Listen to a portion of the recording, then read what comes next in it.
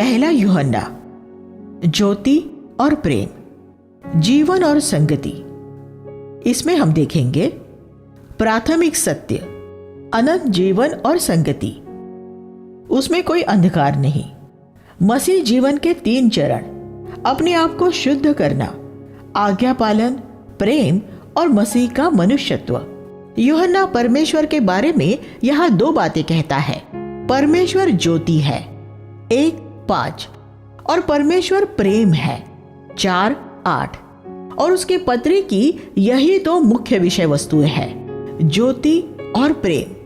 व्यावहारिक रूप से हमारे लिए इसका अर्थ है जीवन और संगति। यीशु में जीवन था और वह जीवन मनुष्य की ज्योति था। यूहन्ना 1:4। ये ज्योति यीशु के जीवन द्वारा प्रकट हुई और यही ज्योति हमारे जीवन के द्वारा भी प्रकट होगी। परमेश्वर प्रेम है और यूहन्ना हमें यीशु द्वारा दी गई वह एक ही आज्ञा याद दिलाता है। ये एक दिलचस्प बात है कि पहले 3 सुसमाचार लेखक यीशु द्वारा उसके शिष्यों को दी गई इस नई आज्ञा का उल्लेख नहीं करते। मैं तुम्हें एक नई आज्ञा देता हूं, जैसा प्रेम मैंने तुमसे किया है ऐसा ही प्रेम तुम भी आपस में एक दूसरे से रखो। यूहन्ना 13:34। सिर्फ यूहन्ना ने ही इस पर जोर दिया है और अपनी पत्री में भी वह इसी बात पर जोर देता है। वह कहता है कि अगर तुम एक दूसरे से प्रेम रखोगे तो उसका प्रमाण तुम्हारी आपसी संगति होगी। इसलिए जीवन और संगति इस पत्री के 2 महत्वपूर्ण विषय हैं। वह इस पत्री का आरंभ भी अपने सुसमाचार की ही तरह यूहन्ना 1:1 परमेश्वर के उस जीवन की बात द्वारा करता है जो आदि से था। 1:1 प्राथमिक सत्य। यूहन्ना ने अपनी सारी पत्रियां उसके मृत्यु के कुछ समय पहले ही लिखी थी, जब वह 95 साल का हो चुका था। उसका 65 साल पहले पेंतेकुस्त के दिन पवित्र आत्मा में बपतिस्मा हुआ था और वह 65 साल तक प्रभु के संग संग चला था। उसने कलीसिया स्थापित की थी, पवित्र आत्मा के वरदानों का इस्तेमाल किया था, चमत्कार किए थे, नबूवतें की थी, अन्य भाषाओं में बोला था और दूसरे प्रेरितों की सेवकाई देखी थी। यीशु के बाकी शिष्यों की मृत्यु हो चुकी थी और अब यूहन्ना अकेला ही जीवित बचा था। उसने पवित्र आत्मा का वह सामर्थी काम देखा था जिसके द्वारा कलीसिया स्थापित हुई थी और उसने शताब्दी के अंत तक उनमें से अनेक कलीसियाओं का पतन भी होते हुए देखा था। उसने बहुत से झूठे नबियों और झूठी शिक्षाओं को सुना था। उसने बहुत से अच्छे विश्वासियों को उनके उत्साह में कट्टरपंथी बनते हुए देखा था और अब वह 95 साल के एक परिपक्व वृद्ध की तरह लिख रहा था जो परमेश्वर को घनिष्ठ रूप में जानता था। अब वह यह देख सकता था कि लोग कहाँ किसी सत्य पर जरूरत से ज्यादा जोर देने से भटक जाते हैं और कहाँ लोग किसी सत्य पर जरूरत से कम जोर देने से भटक जाते हैं। इसलिए जब हम पहला यूहन्ना का अध्ययन करें तो हमें यह याद रखना जरूरी है कि ये एक परिपक्व प्रेरित का लेखन है, किसी धर्मोत्साही युवा मसीह का नहीं। यूहन्ना ने कुछ भी लिखने से पहले 95 साल तक इंतजार किया। इसलिए यूहन्ना की पत्रिका अध्ययन करते समय हमें न सिर्फ उन बातों पर ध्यान देना है जो वह बोलता है, बल्कि उन पर भी जो वह नहीं बोलता, क्योंकि जिन बातों को वह नहीं बोलता उनसे हम ये देख पाएंगे कि यूहन्ना के लिए कौन सी बातें उतनी जरूरी नहीं थी। अपनी 4 पृष्ठ की पत्री में वह सबसे महत्वपूर्ण बातों पर ही जोर देता है। उदाहरण के तौर पर यूहन्ना ने कलीसियाई प्रशासन या कलीसियाई सभा, अन्य भाषाओं में बोलना, चंगाई, भौतिक संपन्नता, सुसमाचार संपर्क आदि के बारे में बिल्कुल कुछ नहीं लिखा है। ये सभी जरूरी बातें हैं, लेकिन जब कलीसियाएं आत्मिक रीति से मर रही हो तो ये बातें मुख्य बातें नहीं रह जाती। फिर भी बहुत से मसीही लोगों के लिए यही मुख्य बातें होती है। यूहन्ना उसके बारे में लिखता है जो अनादि से है। जब कुछ भी नहीं था न कलीसियाई प्रशासन, न कलीसियाई सभाएं, न विश्वासी, न मनुष्य, न स्वर्गदूत, न स्वर्ग, न पृथ्वी, सिर्फ अनादिकाल जिसमें बस परमेश्वर का ही अस्तित्व था। तो अनादिकाल में क्या था? सिर्फ परमेश्वर, पिता, पुत्र, पवित्र आत्मा। उनमें अनंत जीवन था और उनकी आपस में एक सिद्ध संगति थी। इसलिए यूहन्ना असल में ये कह रहा था, ये याद रखो कि ये दो अनंत वास्तविकता है, जीवन और संगति। बाकी सब कुछ एक थोड़े समय के लिए ही है। इसलिए अगर हम प्राथमिक तौर पर ऐसी बातों में उलझ जाएंगे जो समय के साथ मिट जाने वाली है और इन दो महान अनंत सच्चाइयों से चूक जाएंगे, तो हम सब बातों से चूक जाएंगे। वो ऐसी बात है जैसे कार का इंजन खराब हो जाने के बाद उसके पहिए के कल पुर्जों को चमकाना। बहुत से मसीही लोग मसीही जीवन की मुख्य बातों से चूक गए हैं और मामूली बातों में फंसे गए हैं। पहली शताब्दी में मसीहत के बढ़ने और फिर उसके घटने को देखने के बाद यूहन्ना हमें वह सिखाता है जो आज हमारे लिए जरूरी है। अगर आपके अंदर परमेश्वर का जीवन नहीं है, वह जीवन जो पवित्रता, नम्रता, प्रेम और भलाई का जीवन है, तो बाकी सब व्यर्थ है। मसीह के जीवन की तुलना में बाकी सब व्यर्थ है। जब आप दूसरे विश्वासियों के साथ मिलते हैं और उनके साथ संगति में उन्नत होने के बजाय सिर्फ एक्टिविटी, क्रियाकलाप और सेवकाई ही करते हैं, तो आप सच्ची मसीहत से पूरी तरह चूक गए हैं। सुसमाचार प्रचार भी अगर संगति का निर्माण नहीं कर रहा है, तो वह भी एक व्यर्थ काम है। ये याद रखें कि अनादिकाल में सिर्फ परमेश्वर था जिसमें जीवन और संगति थी। एक मसीही घर के बारे में सोचें। एक घर में सबसे जरूरी बात क्या होती है? क्या ये कि घर में सब कुछ साफ सुथरा और उसके सही जगह पर हो, दीवारों पर अच्छा रंग हुआ हो और आकर्षक पर्दे लगे हो? नहीं, ये ज्यादा जरूरी है कि उस घर के पति, पत्नी और बच्चों के अंदर से परमेश्वर का जीवन प्रकट होना चाहिए। हम यह जीवन और संगति कैसे पा सकते हैं? नम्रता द्वारा। जब हम अपने आप को नम्र करते हैं, तो हम परमेश्वर को अपने अंदर वह जमीन देते हैं जिस पर पवित्र आत्मा हमारे जीवनों में उसका फल पैदा कर सकता है। इस पत्री में सबसे पहले यूहन्ना ये कहता है कि उसने यीशु में प्रकट होने वाले परमेश्वर के इस जीवन को सुना है, देखा है, बल्कि छुआ भी है। पहला अध्याय 1 से 3। और जब तक प्रभु नहीं आता, तब तक हर एक पीढ़ी के लोगों में ये जीवन प्रकट होते रहना चाहिए। यूहन्ना सुसमाचार प्रचार के किसी धर्म सिद्धांत की नहीं, बल्कि परमेश्वर के जीवन की बात कर रहा है। अनेक मसीही किसी एक धर्म सिद्धांत के बारे में घंटों तक बहस कर सकते हैं। कुछ बहस मूर्खतापूर्ण होती है, जैसे पवित्र आत्मा के बपतिस्मा का आरंभिक चिन्ह क्या होता है, बीमार होने पर हमें दवा लेनी चाहिए या नहीं, और ऐसे ही अनेक बातें जिनका अनंत में कोई महत्व नहीं है। हमारी बुलाहट जगत के सामने अनंत जीवन का प्रचार करने की है, वह जीवन जिसका कोई आरंभ नहीं है, जो स्वयं परमेश्वर का शुद्ध और पवित्र जीवन है। अपने जीवन के अंत तक आप जहां कहीं भी जाए, अनंत जीवन को प्रकट करने और उसका प्रचार करने को अपने जीवन की धुन बनाए रखे। जब मैं बच्चा था आत्मिक रूप में, तब मैं एक बच्चे की तरह बोलता था और बहुत सी मामूली बातों में बहस करता था। लेकिन अब जबकि मैं एक पुरुष बन गया हूँ आत्मिक रूप में, तो मैंने सारी बचकाना बातें छोड़ दी है। 1 कुरिन्थियों 13:11। प्रेरित यूहन्ना ने भी अपनी युवावस्था के समय में मूर्खतापूर्वक बात की थी। सामरिया के लोगों का नाश करने के लिए वह स्वर्ग से आग गिराना चाहता था। लूका 9:54।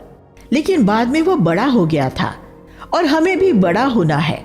हम अपनी पिछली गलतियों से सीख सकते हैं और हम दूसरों की गलतियों से भी सीखकर समझदार बन सकते हैं।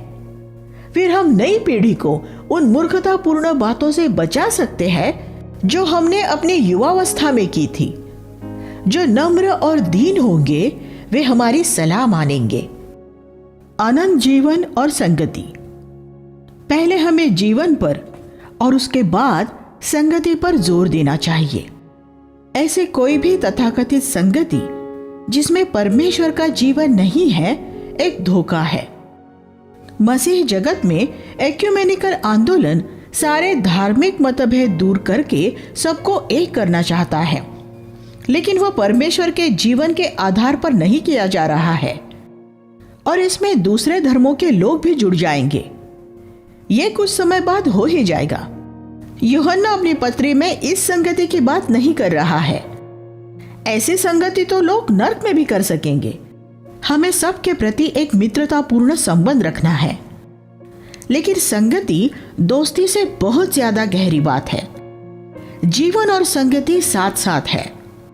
वह जीवन जो पिता के साथ था प्रकट हुआ, हमने देखा और सुना, और उसी का सुसमाचार तुम्हें सुनाते हैं।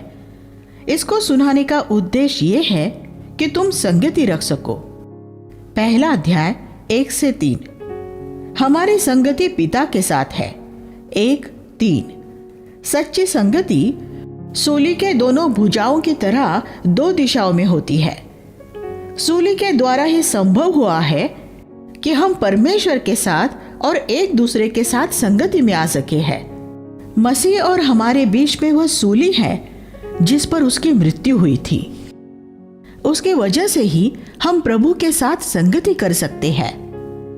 उसके बिना हम परमेश्वर के साथ कभी संगति नहीं कर सकते, क्योंकि अपने आप में हम कभी इतने अच्छे नहीं हो सकते।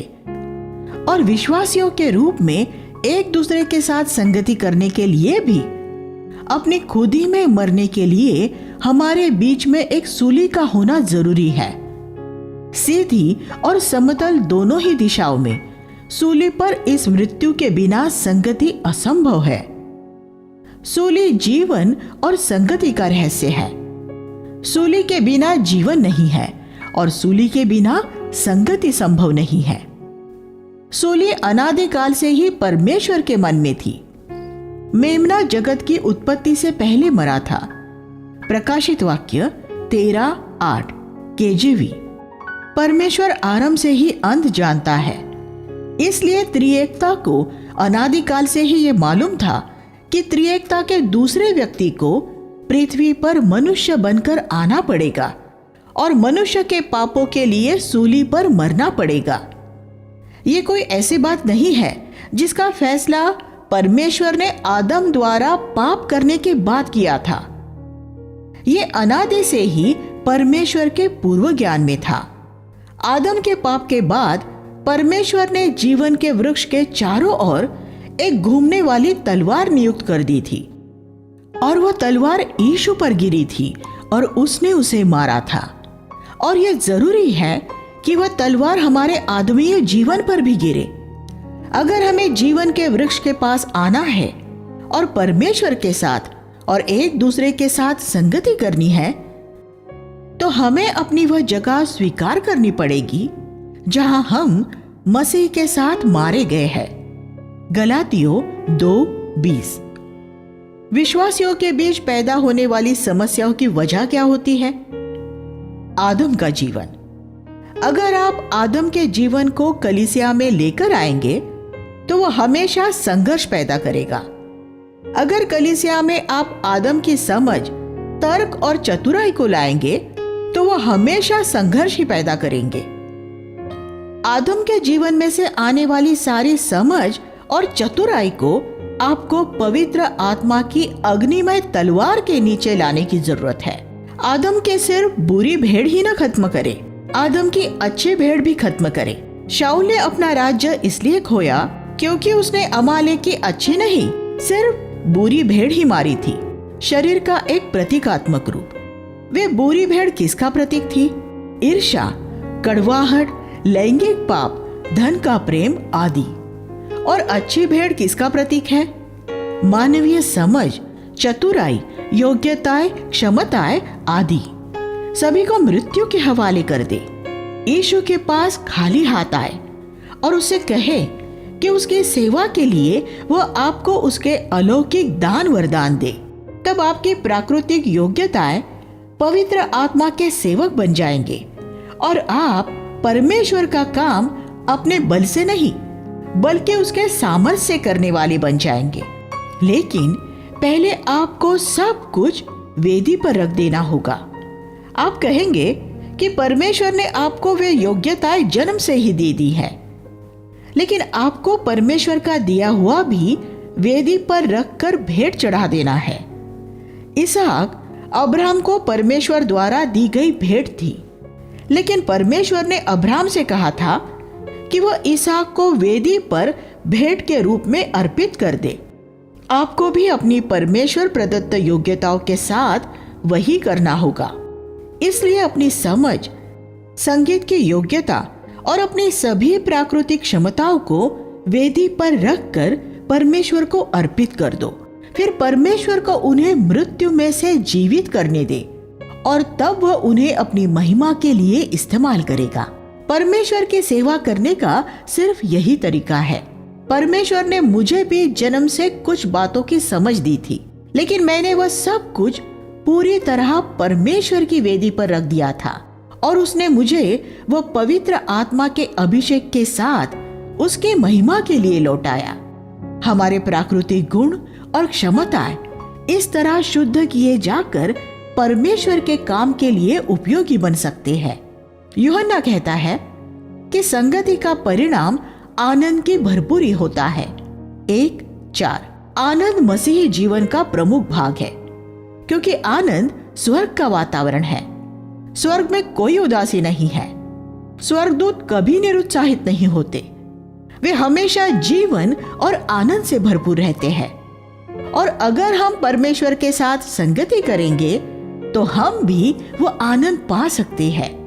पवित्र आत्मा हमारे हृदयों में स्वर्ग का वातावरण लाता है और आनंद की भरपूरी उसका हिस्सा है। शैतान आपको ये बताएगा कि अगर आप अपना जीवन परमेश्वर को दे देंगे तो आपका जीवन दुख, उदासी, विषाद और हताशा से भर जाएगा।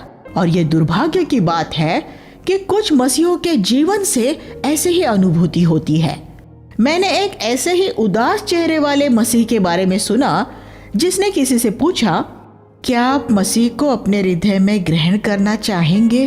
उस व्यक्ति ने उस मसीह के चेहरे को देखा और बोला, नहीं शुक्रिया, मेरे जीवन में पहले से ही बहुत सी परेशानियां हैं। हमारे अद्भुत प्रभु की ये एक खराब साक्षी है। अगर आपके घर और जीवन प्रभु के आनंद को प्रतिबिंबित नहीं कर रहे हैं तो आपके जीवन में कुछ खराबी है। आप कहीं ना कहीं परमेश्वर की इच्छा से चूक गए हैं। उसमें कोई अंधकार नहीं है। यूहन्ना आगे कहता है कि अगर आप ये जीवन, संगति और आनंद चाहते हैं तो आपको सबसे पहले यह समझने की जरूरत है कि परमेश्वर ज्योति है और उसमें कुछ भी अंधकार नहीं है। 1:5 शून्य झूठ, शून्य अशुद्धता, शून्य घृणा, शून्य गर्व आदि। क्या आप एक ऐसा जीवन चाहते हैं जिसमें आप कभी झूठ न बोलते हो, किसी से कभी घृणा न करते हो, कभी ईर्ष्या न करते हो और कभी गर्व न करते हो? अगर आप ऐसा जीवन जीने का चुनाव करेंगे तो आप कभी उदास और निराश नहीं होंगे। प्रभु में आपका जीवन सदा आनंदित रहेगा। क्या इस पापग्रस्त संसार में ऐसा जीवन जीना संभव है? हाँ, संभव है। फिलिपियों 4:4 हमें आज्ञा देता है कि हम प्रभु में सदा आनंदित रहें। वह स्वर्ग में रहने वालों के लिए नहीं, पृथ्वी पर रहने वाले लोगों के लिए लिखा गया था। इसी पृथ्वी पर आपका आनंद पूरा हो सकता है, चाहे आप यूहन्ना की तरह पतमुस द्वीप में पीड़ा सह रहे हो या अपने घर में आराम से बैठे हो। अगर आप हर समय परमेश्वर की ज्योति में चलने का फैसला करेंगे तो आप कभी अपने हालातों पर निर्भर नहीं रहेंगे। लेकिन अगर हम कहें कि हमारी प्रभु के साथ सहभागिता है और फिर भी अंधकार में चले तो हम सत्य पर आचरण नहीं कर रहे हैं। ऐसे बहुत से मसीह हैं जो ये कहते हैं कि उनकी परमेश्वर के साथ संगति है, लेकिन फिर भी वे पाप में जीवन व्यतीत करते हैं। आप उनके चेहरों पे देख सकते हैं कि वहां प्रभु का आनंद नहीं है। उनके चाल में उत्साह नहीं होता, उनके होठों पर कोई गीत नहीं होता और उनकी आंखों में कोई चमक नहीं होती। वे परमेश्वर के साथ संगति करने के आनंद से चूक गए हैं। अगर हम परमेश्वर के संग संग चल रहे हैं तो विश्वासियों के रूप में हमारी उम्र जितनी बढ़ेगी, हमारा आनंद भी उतना ही बढ़ेगा। एक साथ एक सुंदर पद है, लेकिन ज्यादातर लोग इसके पहले भाग का ही उल्लेख करते हैं। वे कहते हैं, यीशु का लहू हमें सब पाप से शुद्ध करता है। लेकिन ये पद ये नहीं कहता। ये कहता है, अगर तुम ज्योति में चलोगे जैसा वह ज्योति में है, तब और सिर्फ तब यीशु का लहू हमें सब पाप से शुद्ध करता है। यीशु मसीह का लहू ऐसे हर एक व्यक्ति को शुद्ध नहीं करता जिसने परमेश्वर के सामने अपने कुछ पाप मान लिए हैं। वह उन्हें ही शुद्ध करता है जो परमेश्वर की ज्योति में चलते हैं। ये उन लोगों के बारे में है जो परमेश्वर से कुछ नहीं छुपाते और जो पाखंड दिखावे से पूरी तरह मुक्त हो जाते हैं। ये पद सिद्धता की बात नहीं कर रहा है। ये कह रहा है कि हम पाखंडी न बने, बल्कि अपने पापों के मामले में पूरी तरह ईमानदार हो। ये पद ये भी कहता है कि यीशु का लहू पुरानी वाचा की तरह हमारे पापों को सिर्फ ढांपता नहीं है, बल्कि वह हमें पाप से शुद्ध करता है। उसे इस तरह हटा देता है और मिटा देता है कि फिर उसका कोई लेखा जोखा नहीं रह जाता। हम उसके लहू द्वारा शुद्ध और निर्दोष हुए हैं। परमेश्वर हमारे पाप को फिर याद नहीं करेगा। इब्रानियों 8:12। फिर 1:8 में हम पढ़ते हैं, अगर हम कहें हम में पाप नहीं तो अपने आप को धोखा देते हैं। यहाँ जिस पाप के बारे में बात की गई है वह जाना पहचाना पाप नहीं है, जो हर एक ईश्वरीय भक्त अंगीकार करने के बाद छोड़ देता है। लेकिन ये अनजाने पाप के बारे में है जो हम में से हर एक में होता है। ये सोचिए कि ये पद किसने लिखा है। यूहन्ना, परमेश्वर का एक भक्त जन जिसकी आयु 95 साल है, जो 65 साल से परमेश्वर के संग संग चल रहा है, या वह हम कहते हुए अपने आप को भी शामिल करता है। क्या 65 साल तक परमेश्वर के संग संग चलने के बाद भी यूहन्ना के जीवन में अनजाना पाप था?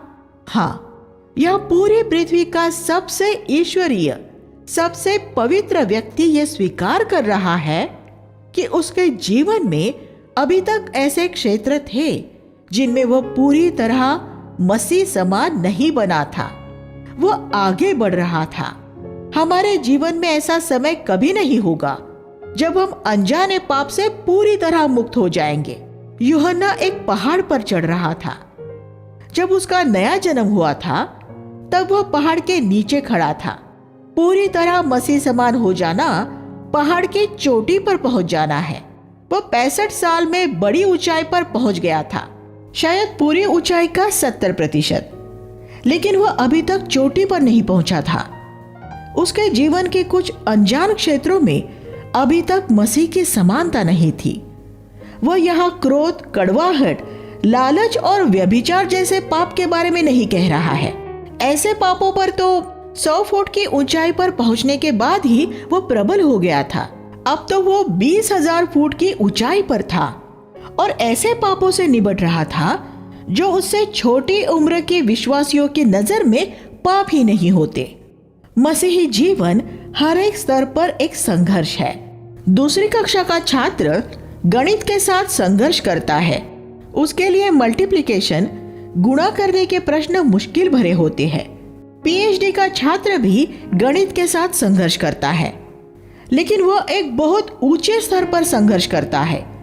दोनों छात्र संघर्ष कर रहे हैं, लेकिन भिन्न स्तर पर संघर्ष कर रहे हैं। मसीही जीवन ऐसा ही है, हर एक स्तर पर एक संघर्ष है। जब हम पहाड़ पर 500 फुट चढ़ लेते हैं तब भी वह एक संघर्ष है, और 20,000 फुट चढ़ने के बाद भी वह एक संघर्ष होगा, क्योंकि हमारे जीवन में अंत तक अनजाने पाप होंगे मसीह समान न होने के क्षेत्र में, और वो मसीह के आने के दिन तक रहेंगे और तब हम पूरी तरह उसके जैसे हो जाएंगे। हमारे शरीर में इतना पाप है कि जिसकी हम कल्पना भी नहीं कर सकते। जब हम परमेश्वर के साथ ज्योति में चलते हैं तब हमें उन अनजाने पापों पर थोड़ी थोड़ी ज्योति मिलती है और हम अपने आप को देह और आत्मा की सारी अशुद्धता को दूर करते हुए परमेश्वर के भय में पवित्रता को सिद्ध करते जाते हैं। 2 कुरिन्थियों 7:1। लेकिन पृथ्वी पर हमारे जीवन के अंत तक हमें यह स्वीकार करना होगा कि हम में अब भी पाप मौजूद है। 1:9 में हम एक स्पष्ट प्रतिज्ञा पढ़ते हैं, अगर हम अपने पापों को मान ले तो वह हमारे पापों को क्षमा करने और हमें सब अधर्म से शुद्ध करने में विश्वास योग्य है। हमें अपने पापों का अंगीकार किसके सामने करना है? कुछ मसीहों में और झूठे पंथों में भी इस बारे में बहुत सी गलत शिक्षाएं दी जाती है, जिसमें यह कहा जाता है कि हमें अपने पापों का अंगीकार दूसरे विश्वासियों के सामने करना चाहिए और सबके सामने भी करना चाहिए। ऐसी शिक्षा दुष्टात्माओं की शिक्षा है। पाप का अंगीकार सिर्फ उस सर्कल में, उस घेरे में हो जिसमें वो हुआ है।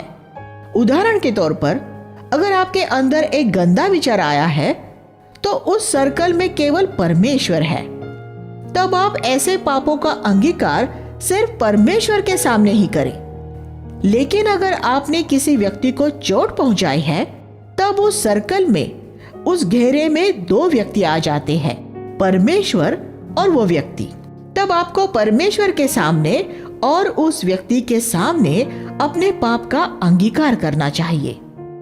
अगर आपने एक कलीसिया को पीड़ा पहुंचाई है तो आपको परमेश्वर के और कलीसिया के सब लोगों के सामने अंगीकार करना चाहिए। आपको उस सर्कल से, घेरे से बाहर किसी के सामने अपना पाप स्वीकार करने की जरूरत नहीं है।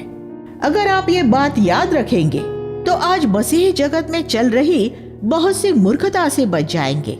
कुछ मंडलियों के पास्टर सार्वजनिक रूप में सबके सामने लोगों से उनके निजी पापों का अंगीकार कराकर झुंड को अपने वश में रखना चाह रहे हैं। फिर जब वे एक व्यक्ति के पिछले जीवन के बारे में सब कुछ जान लेते हैं तो वो उनके झुंड में से कभी नहीं निकल सकता, क्योंकि वे उसकी बातों का पर्दाफाश करने की धमकी देने द्वारा उसे डराते हैं और ये कहते हैं, हमें तुम्हारे बारे में सब मालूम है।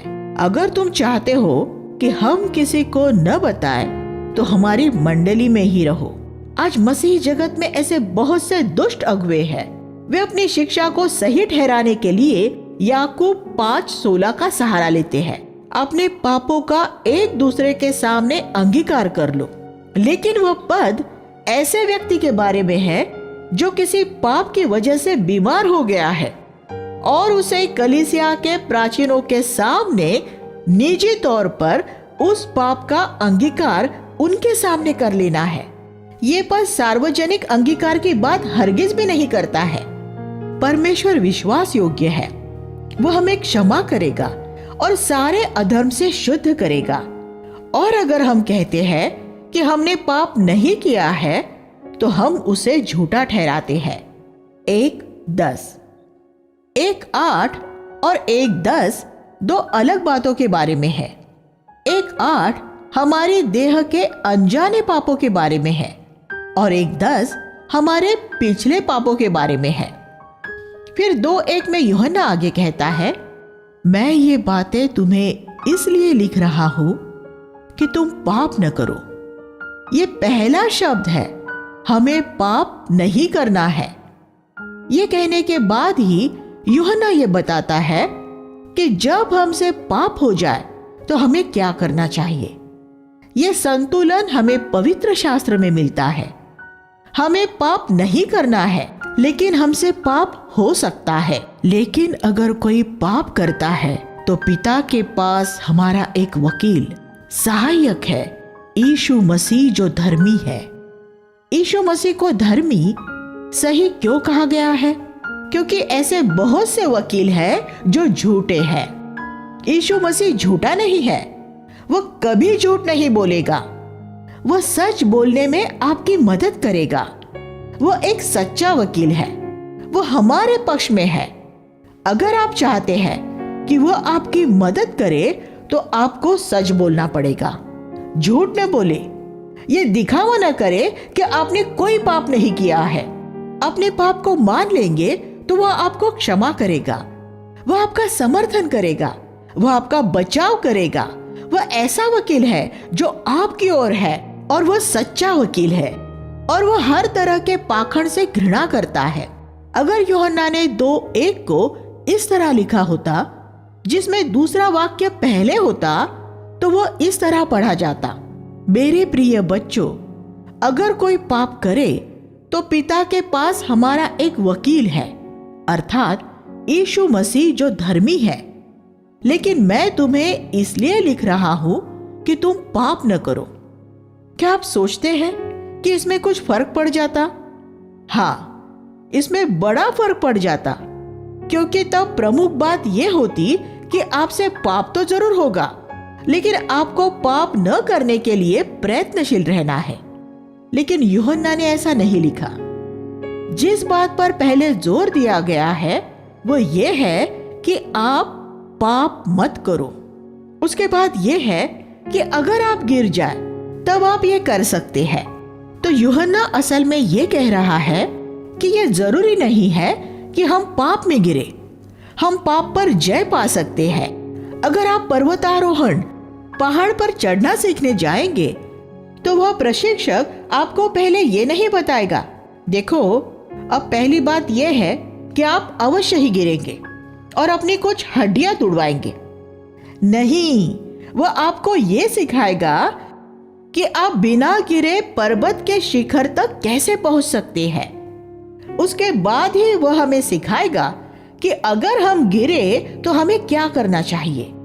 जब प्रचारक आपको पहले ये सिखाए कि जब आपसे पाप हो जाए तो आपको क्या करना चाहिए, तो वे अविश्वास को बढ़ावा दे रहे हैं। उन्हें पहले यह प्रचार करना चाहिए, पाप न करे, और उसके बाद ये कि अगर लोगों से पाप हो जाए तो उन्हें क्या करना चाहिए। यही सही तरीका है। 2:2 हमें स्पष्ट बताता है कि मसीह सारे संसार के पापों के लिए मर गया था। ये बात उन लोगों की शिक्षा को पूरी तरह से नकार देती है जो ये सिखाते हैं कि मसीह सिर्फ कुछ चुने हुए लोगों के लिए ही मरा था। पवित्र शास्त्र स्पष्ट है, मसीह जगत के सब के लिए मरा है, लेकिन उसकी मृत्यु से सिर्फ उन्हीं लोगों को फायदा मिलता है जो उसके द्वारा दी जाने वाली क्षमा को स्वीकार करते हैं। 2:3 में हमें बताया गया है कि हमें यह कैसे पता चल सकता है कि हमने यीशु को जान लिया है, उसकी आज्ञाओं का पालन करने द्वारा। अगर आप कहते हैं कि आप उसे जानते हैं लेकिन उसकी आज्ञाओं का पालन नहीं करते तो आप झूठे हैं। 2:4 परमेश्वर की आज्ञाओं का पालन करना पहला यूहन्ना की मुख्य विषय वस्तुओं में से एक है। अन्य मुख्य विषय वस्तु अपने साथी विश्वासियों से प्रेम करना है। इस पत्री में 2:6 एक बहुत ही महत्वपूर्ण पद है जिस पर सब मसीहों को गंभीरता से विचार करना चाहिए, जो कहता है कि मैं उसमें बना रहता हूं तो उसे भी वैसे ही चलना चाहिए जैसे वह चलता था। Living Bible. हमें बाकी लोगों की तरह नहीं बल्कि यीशु की तरह जीना है। हमें अपने पापों के लिए ये कहते हुए बहाना नहीं बनाना चाहिए, आखिरकार हम इंसान ही तो है। नहीं, हमें ऐसे चलना है जैसे यीशु चलता था। हम अभी यीशु जैसे नहीं हो जाएंगे। यूहन्ना ये स्पष्ट बताता है कि वह तो मसीह के लौटने पर ही होगा। 3:2 लेकिन चलना एक सचेत काम है, इसलिए यीशु की तरह हमारा चलना सिर्फ हमारे जीवन के सचेत स्तर से ही संबंधित होता है। हमारा अचेत अनजाना भाग बहुत से क्षेत्रों में तब तक मसीह समान नहीं बनेगा जब तक मसीह नहीं आएगा। लेकिन हमारे सचेत भाग में हम यीशु की तरह चल सकते हैं। अचेत भाग मसीह के आने पर पूरी तरह मसीह समान बन जाएगा। फिर यूहन्ना हमारे भाइयों से प्रेम करने के बारे में बात करता है। यह उसके पत्री की एक और महान विषय वस्तु है। जो अपने भाई से घृणा करता है वह अभी तक अंधकार में ही है, लेकिन जो अपने भाई से प्रेम करता है वह ज्योति में बना रहता है। 2:9 मसीह जीवन के 3 चरण। दूसरा अध्याय 12 से 14 में यूहन्ना मसीह जीवन के 3 चरणों के बारे में लिखता है। आत्मिक बचपन, आत्मिक जवानी और आत्मिक परिपक्वता। बच्चे वे हैं जिन्हें सिर्फ ये मालूम है कि उनके पाप क्षमा हो गए हैं और परमेश्वर उनका पिता बन गया है। मसीह में सभी बच्चों को यह मालूम होना चाहिए। यह मसीह जीवन का आधार और उसका आरंभिक बिंदु है। अगर आपकी शुरुआत इस स्पष्ट बुनियाद से नहीं हो रही है तो आप उन्नत नहीं हो सकेंगे। हम परिपक्वता के अगले स्तर तक तब पहुंचते हैं जब हम ये सीखते हैं कि परमेश्वर का वचन हमारे हृदयों में स्थायी रूप में कैसे बना रह सकता है, कि हम सामर्थ पाए और शैतान का सामना कर सके। 2:13 और 14। लेकिन वहां से उन्नत होते हुए हमें दूसरों के लिए आत्मिक पिता बनना चाहिए। वे परमेश्वर और उसके मार्गों को नजदीकी से जानते हैं। ये परमेश्वर को सिर्फ एक पिता के रूप में जानने से बढ़कर है। जब आप परिपक्व होते हैं तब आपका परमेश्वर से व्यक्तिगत परिचय हो जाता है और आप उसके मूल्यों, काम करने के तरीकों आदि को व्यक्तिगत तौर पर जान लेते हैं। ऐसे पिता दूसरे विश्वासियों का मार्गदर्शन कर सकते हैं और आज हमारी कलीसियाओं की ये सबसे बड़ी जरूरत है। ऐसे लोग जो अभी तक सिर्फ पापों की क्षमा और परमेश्वर के एक ऐसा अच्छा पिता होने के बारे में ही बातें करते हैं जो पृथ्वी पर हमारी सारी जरूरतें पूरी करता है, रोगों से मुक्ति देता है और सब कुछ पूरा करता है, अभी तक बच्चे ही हैं। वे अभी तक ऐसे बच्चों जैसे ही हैं जो मम्मा, दादी ऐसे ही बोलते रहते हैं। हमारी शुरुआत तो वही से होगी, लेकिन हमें उसी दशा में नहीं रहना है। हमें बड़े होना है और शैतान से लड़ना सीखना है और फिर हमें उससे भी आगे जाना है। हमें परमेश्वर को एक घनिष्ठ रूप में जानना है। यह सबसे बढ़कर है। तब हम कलीसिया में बहुत से लोगों के लिए पिताओं के समान बन सकते हैं। जो विश्वासी परिपक्वता के विभिन्न स्तरों पर है, यूहन्ना उन्हें उत्साहित करने के लिए यह उपदेश देता है। संसार से प्रेम न करो और न उन वस्तुओं से जो संसार में है। 2:15। क्या आत्मिक पिताओं को भी संसार से प्रेम न करने का उपदेश देने की जरूरत है? हाँ, संसार का सबसे परिपक्व मसीह भी किसी भी समय संसार से प्रेम करने के खतरे में पड़ सकता है। इसलिए उसे भी इस उपदेश की जरूरत है। संसार से प्रेम न करो। अगर कोई संसार से प्रेम करता है तो उसमें पिता का प्रेम नहीं है। यहाँ ऐसे 3 बातें हैं जिन्हें यूहन्ना संसार कहता है। शरीर की अभिलाषा, लैंगिक मनोवेग, जरूरत से ज्यादा खाना और आलस्य, आंखों की लालसा, जो हमें नजर आता है वह सब कुछ खरीद लेने की इच्छा और यह धन के प्रेम से जुड़ा है, और गर्व जो सबसे बड़ा पाप है। ये तीनों बातें इस संसार की व्यवस्था की विशिष्टता दर्शाती है। जो भी इन तीनों में से किसी भी बात से प्रेम करता है उसमें पिता का प्रेम नहीं हो सकता। लेकिन ये सब बातें और ये संसार जल्द ही मिट जाने वाला है, लेकिन वह जो परमेश्वर की इच्छा पूरी करता है सर्वदा बना रहेगा। 2:17। ये बात हमेशा हमारे मन में रहे। यूहन्ना फिर मसीह विरोधी की आत्मा के बारे में बात करता है। मसीह विरोधी वह है जो अंत के दिनों में उठ खड़ा होगा। लेकिन पहली शताब्दी में भी ऐसे लोग मौजूद थे जिनमें मसीह विरोधी की आत्मा मौजूद थी। दूसरा थिस्सलुनीकियों का अध्याय 2 हमें बताता है कि मसीह विरोधी की आत्मा ईश्वर बनकर मंदिर में बैठ जाएगी।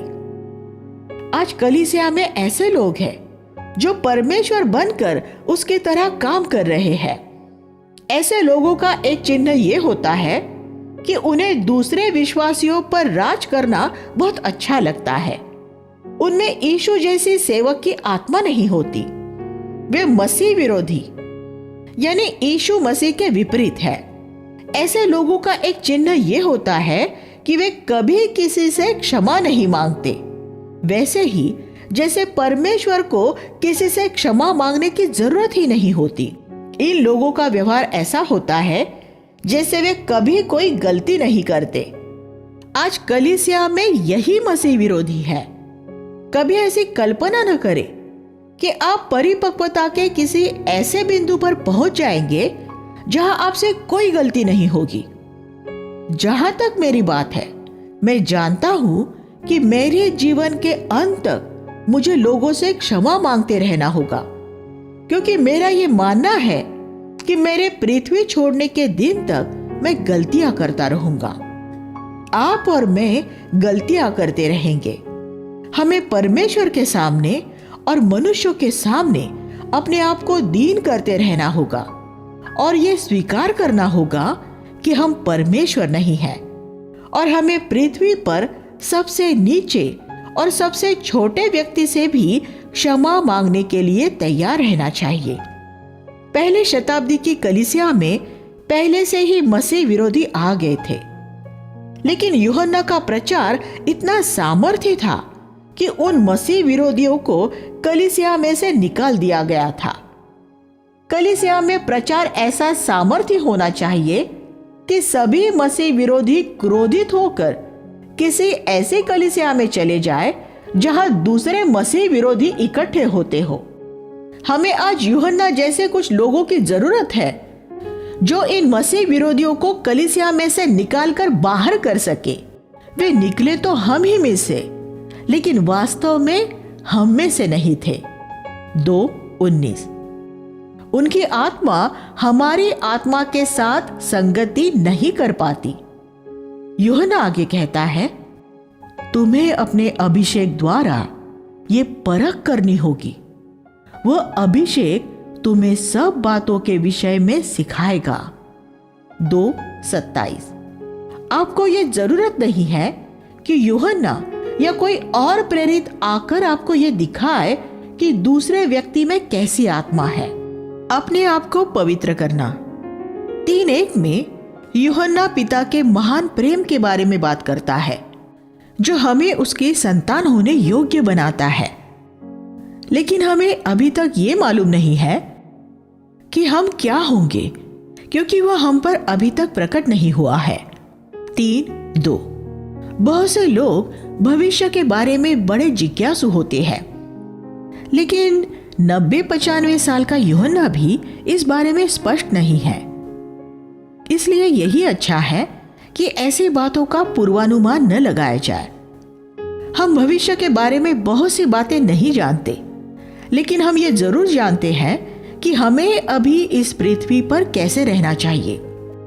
और भविष्य के बारे में हम इतना जरूर जानते हैं कि जब मसीह प्रकट होगा तो हम जो परमेश्वर के बच्चे हैं उसी के समान होंगे। 3:2 अगर हमें वास्तव में यह आशा है तो हम अपने आप को वैसा ही शुद्ध करेंगे जैसा वह शुद्ध है।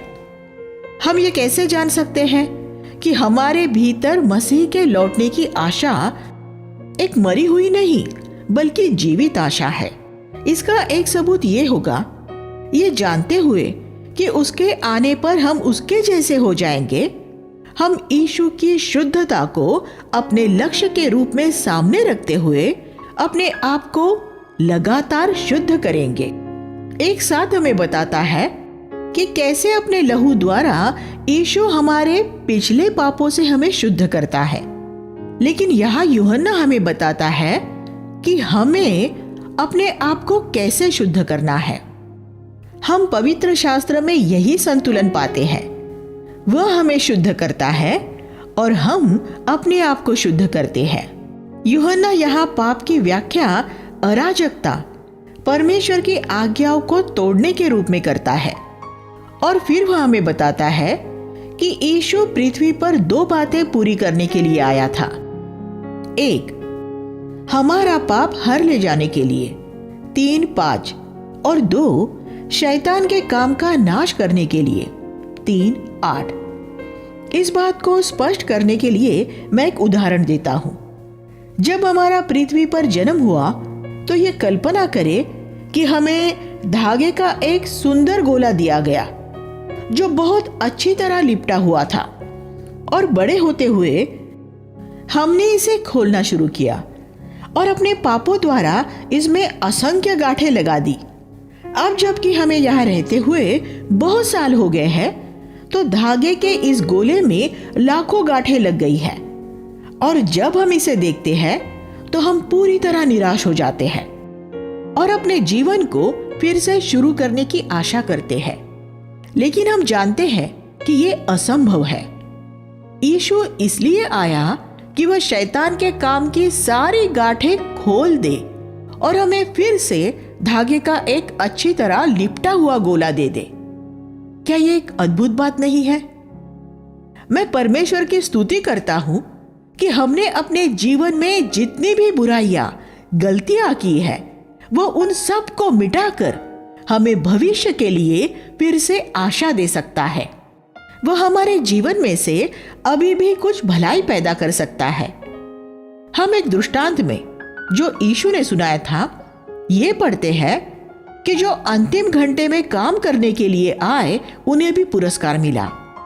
इसलिए अगर आपने भी अपना 90% जीवन 12 में से 11 घंटे व्यर्थ गवा दिए हैं, तो आप अब भी प्रभु के पास आ सकते हैं और वह आपके बाकी बचे जीवन में से कुछ अच्छाई पैदा कर देगा।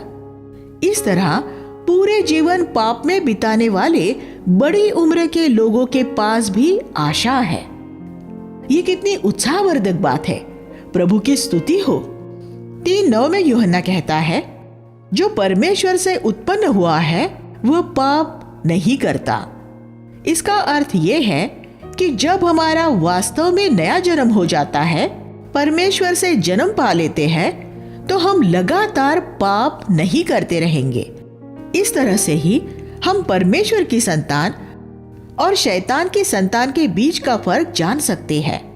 3:10 यहाँ हम देखते हैं कि जगत में सिर्फ 2 तरह के ही लोग हैं, परमेश्वर की संतान और शैतान की संतान। फिर 3:12 में यूहन्ना प्रेम की बात करता है। वह हमें कैन की तरह न बनने की चेतावनी देता है, जिसने अपने भाई से घृणा की थी। कैन ने अपने भाई की इसलिए हत्या की क्योंकि उसके काम बुरे थे, जबकि उसके भाई के काम अच्छे थे। कैन एक दुष्ट व्यक्ति था, इसलिए उसकी भेंट ग्रहण नहीं की गई, और हाबिल एक धर्मी, सही, सच्चा व्यक्ति था, इसलिए उसकी भेंट ग्रहण की गई थी। बाइबल कहती है कि परमेश्वर ने पहले हाबिल को ग्रहण किया और उसके बाद उसकी भेंट को ग्रहण किया, और परमेश्वर ने क्योंकि कैन को ग्रहण नहीं किया था, इसलिए उसकी भेंट को भी ग्रहण नहीं किया गया था। उत्पत्ति 4 अध्याय 4 और 5 को ध्यानपूर्वक पढ़ें। अगर आपका हृदय परमेश्वर के प्रति सच्चा नहीं होगा, तो आपकी भेंट चाहे कितनी भी अच्छी क्यों ना हो, परमेश्वर उसे ग्रहण नहीं करेगा।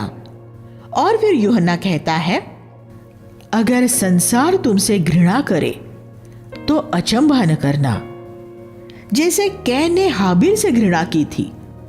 परमेश्वर जिनका समर्थन करता है, संसार उनसे घृणा करता है, और हम क्योंकि इस संसार की आत्मा के खिलाफ खड़े होते हैं, इसलिए ये संसार स्वाभाविक रूप में हमसे घृणा करता है। परमेश्वर का प्रेम हमारे हृदयों में बसा है, इसका एक प्रमाण यूहन्ना ने हमें 3:16 में दिया है। हमने प्रेम इसी से जाना कि उसने हमारे लिए अपने प्राण दे दिए और हमें भी भाइयों के लिए प्राण देना चाहिए। सब लोग यूहन्ना 3:16 जानते हैं, लेकिन वे पहला यूहन्ना 3:16 नहीं जानते हैं। यूहन्ना 3:16 बताता है कि यीशु ने हमारे लिए अपना जीवन दिया। पहला यूहन्ना 3:16 कहता है कि इस वजह से ही हमें भी अपने भाइयों के लिए अपना प्राण देने के लिए तैयार रहना चाहिए। हम पवित्र शास्त्र में यह संतुलन पाते हैं। उसने हमारे लिए अपना जीवन दिया, हमें भी अपने भाइयों के लिए अपना जीवन देना है। हमारा प्रेम शब्दों में नहीं, हमारे कामों में प्रकट होना चाहिए। अगर हमारे साथी विश्वासियों को खाने की और कपड़े की जरूरत हो तो हमें उनकी मदद के लिए हमेशा तैयार रहना चाहिए। यहां वह उन भाइयों की बात कर रहा है जिन्हें जीवन की बुनियादी वस्तुओं की कमी है। ऐसे स्वार्थी विश्वासियों की नहीं जो दूसरे विश्वासियों की उदारता का फायदा उठाकर उनके पैसे से भोग विलास की वस्तुएं खरीदते हैं। यूहन्ना फिर हमारे हृदय द्वारा हमें दोषी ठहराए जाने के बारे में बात करता है। हमारा हृदय हमें जिन बातों में भी दोषी ठहराए, लेकिन परमेश्वर हमारे हृदय की तुलना में कहीं ज्यादा बड़ा है और सब कुछ जानता है। 3:20 इसका अर्थ है कि अगर आपका विवेक आपको पाप के लिए दोषी ठहरा रहा है तो ये सोचे कि आपके जीवन में ऐसा कितना पाप होगा जिसे परमेश्वर देखता है। आपको सिर्फ 10% नजर आता है, परमेश्वर 100% देखता है। लेकिन हमें अपने जीवन के उस अचेत अनजाने क्षेत्र के प्रति चिंतित होने की जरूरत नहीं है जिसे सिर्फ परमेश्वर ही देख सकता है, क्योंकि परमेश्वर हमें सिर्फ उस क्षेत्र के लिए जिम्मेदार ठहराता है जो हम देख सकते हैं। अगर आप अपना विवेक शुद्ध रख सके तो यही बहुत है। वह 10% जो आप देख सकते हैं, और जैसा हमने एक साथ में देखा था, परमेश्वर बाकी क्षेत्र को शुद्ध कर देगा। इसलिए अगर हमारा हृदय हमें दोषी नहीं ठहराता तब हमें प्रार्थना में साहस होता है। इससे हम ये सीखते हैं कि प्रार्थनाओं का जवाब पाने के लिए सबसे जरूरी है हमारे विवेक का शुद्ध होना, और जो कुछ हम मांगते हैं वह हमें उससे मिलता है क्योंकि हम उसकी आज्ञाओं को मानते हैं और जो उसे भाता है वही करते हैं। 3:22 फिर यूहन्ना हमें सचेत करता है कि हम मसीहों में काम करने वाली हर एक आत्मा पर भरोसा न करें, बल्कि सभी आत्माओं को परखें। 4:1 हमारे इस समय में इस चेतावनी की बहुत सख्त जरूरत है। आज ये बहुत जरूरी है कि हम मसीही जगत में हो रही सभी अलौकिक बातें परखें और आंखें मूंदकर ये न मान ले कि वे सभी बातें परमेश्वर की ओर से आ रही हैं। हमें हर एक प्रचारक के शब्द को परमेश्वर के वचन से और उसके तरीकों को यीशु और प्रेरितों के तरीकों से परखना चाहिए। उदाहरण के तौर पर यीशु ने किसी को चंगा करने से पहले या चंगा करने के बाद या प्रचार करने से पहले और प्रचार करने के बाद कभी किसी से पैसा इकट्ठा नहीं किया था। आज के प्रचारकों द्वारा अपनाए जा रहे तरीके यीशु के तरीकों से पूरी तरह अलग है। इसलिए हमें इस धोखेबाजी का पर्दाफाश करना चाहिए जिसके द्वारा बहुत से मसीहों को धोखा दिया जा रहा है। और आजकल की तथाकथित चंगाइयां बहुत सी सतही और उथली होती है। कुछ लोग कहेंगे पवित्र आत्मा के विरोध में मत बोलो, लेकिन पवित्र आत्मा ही यहाँ कहता है हर एक आत्मा को परखो। 4:1 और हम सबको ये करना चाहिए। जब कोई व्यक्ति बड़बड़ाने की आवाज करने लगे तो जैसे ज्यादातर पेंतेकुस्तीय लोग मान लेते हैं, हमें ये नहीं मान लेना चाहिए कि वह एक अन्य भाषा में संदेश है। हमें आत्मा को परखना चाहिए। हमें ये परखना चाहिए कि वह कलीसिया की उन्नति और आशीष के लिए है या नहीं।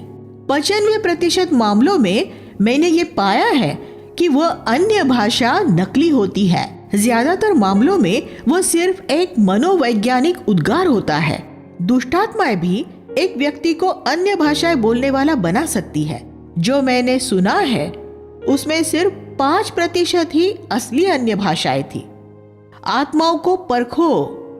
अगर वह परमेश्वर की ओर से होगी तो वह आपको उन्नत करेगी, आपकी आत्मा को ऊंचा उठाएगी और आपको आशीष देगी। अगर वह परमेश्वर की ओर से नहीं होगी तो वह सभा के ऊपर एक भारी गीले कंबल की तरह आ पड़ेगी। इसलिए हमेशा हमें हर एक आत्मा को परखना चाहिए। आज्ञा पालन, प्रेम और मसीह की मानवीयता। 4:2 में हम पहला यूहन्ना की एक और महान विषय वस्तु देखते हैं। हर एक आत्मा जो ये मानती है कि यीशु मसीह देह धारण करके आया, वह परमेश्वर की ओर से है। पहला यूहन्ना की 3 मुख्य विषय वस्तुएं हैं। परमेश्वर की आज्ञाओं का पालन, एक दूसरे से प्रेम करना और ये मानना कि यीशु देह धारण करके आया था। ये याद रखें कि यूहन्ना ने 65 साल तक कलीसिया की प्रगति को देखा था और अब वह ये कह रहा है कि अगर आप कलीसिया का निर्माण उस तरह करना चाहते हैं जैसा परमेश्वर चाहता है, तो इन 3 बातों पर जोर दिया जाना चाहिए। परमेश्वर की आज्ञाओं का पालन, एक दूसरे के लिए प्रेम और यीशु मसीह की मानवीयता। क्या आपके कलीसिया में इन 3 विषयों पर जोर दिया जा रहा है? अगर नहीं तो वह मसीह की देह के रूप में निर्मित नहीं होगी। 4:4 में यूहन्ना विश्वासियों को ये कहते हुए उत्साहित करता है, बच्चों, तुम परमेश्वर से हो और वह जो तुम में है उससे बढ़कर है जो संसार में है।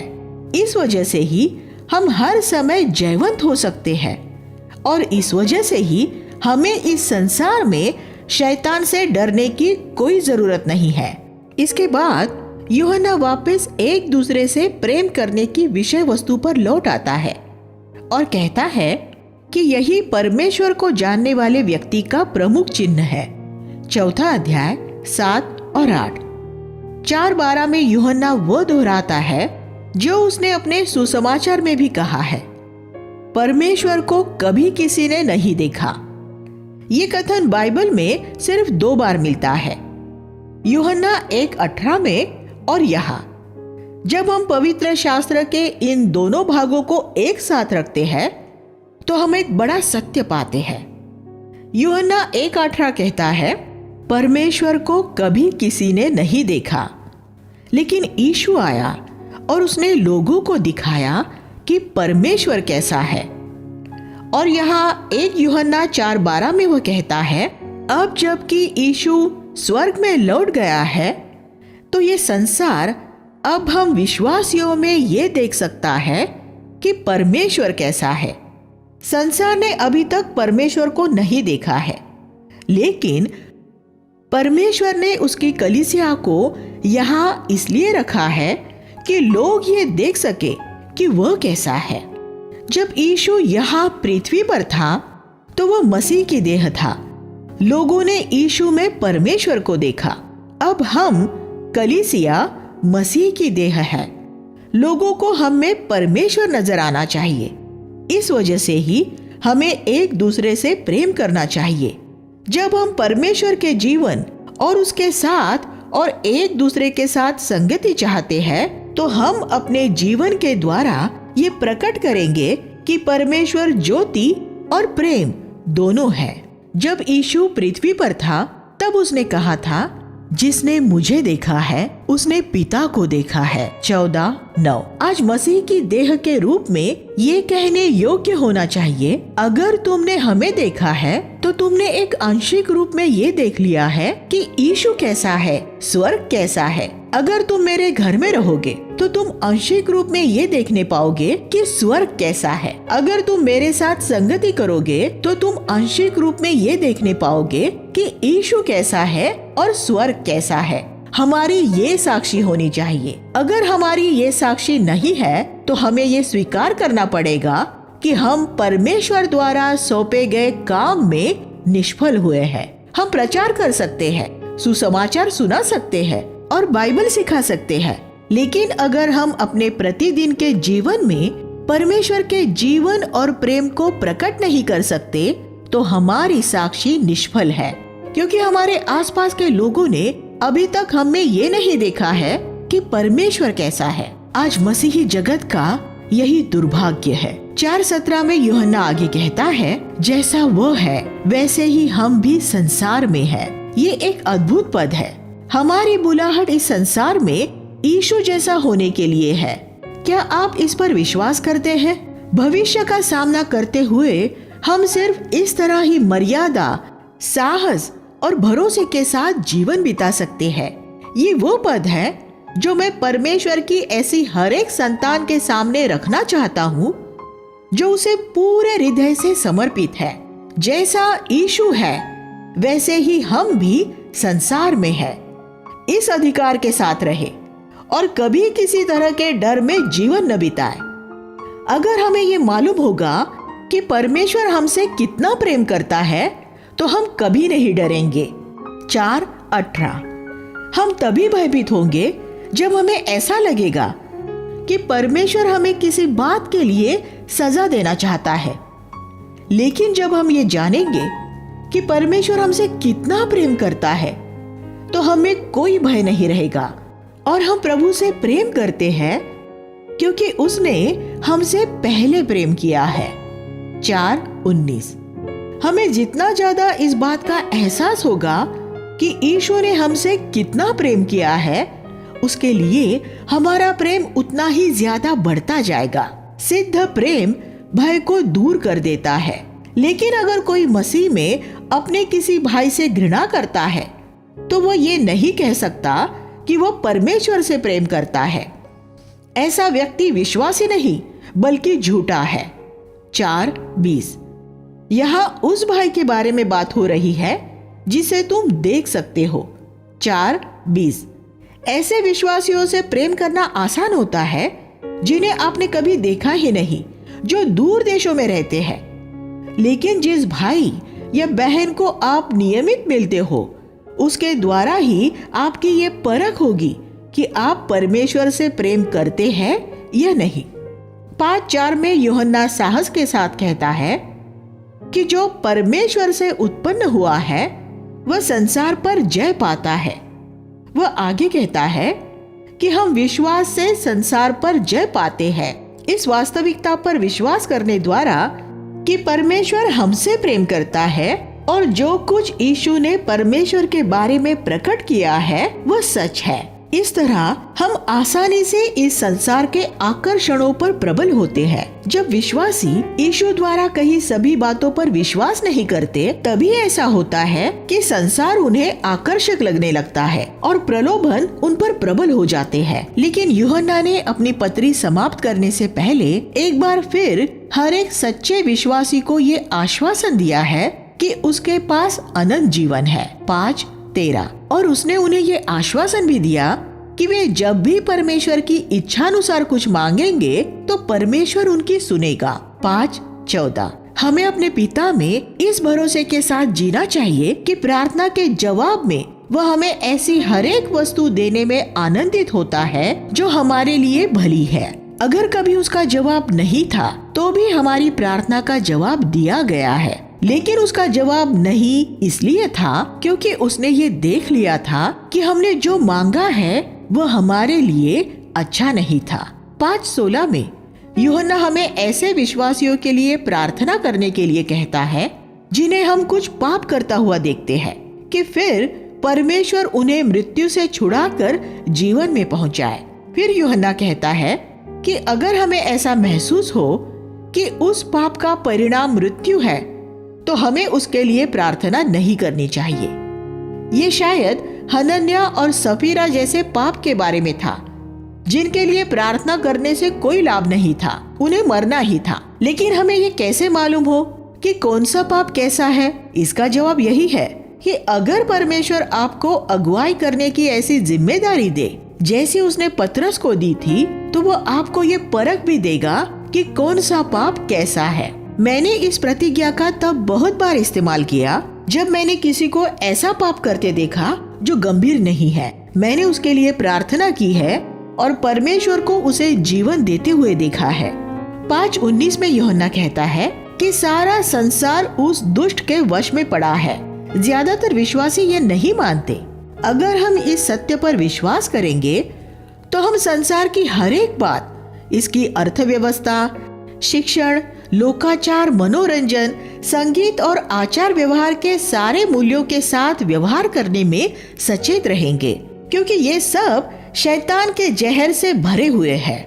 यूहन्ना का अंतिम शब्द ये है, बच्चों अपने आप को मूर्तियों से बचाए रखो। 5:21। इसका अर्थ है अपने जीवन में से ऐसी हर एक बात को दूर कर देना है जो परमेश्वर को हमारे जीवन में पहला स्थान देने में बाधा बनती हो। आमीन। हे स्वर्गीय पिता, आपके वचन के लिए आपका धन्यवाद करते हैं जो सार्वकालिक है। उन चीजों की सराहना करने के लिए और उन्हें महत्व देने के लिए हमारी सहायता कीजिए। हम यीशु के नाम में प्रार्थना करते हैं। आमीन।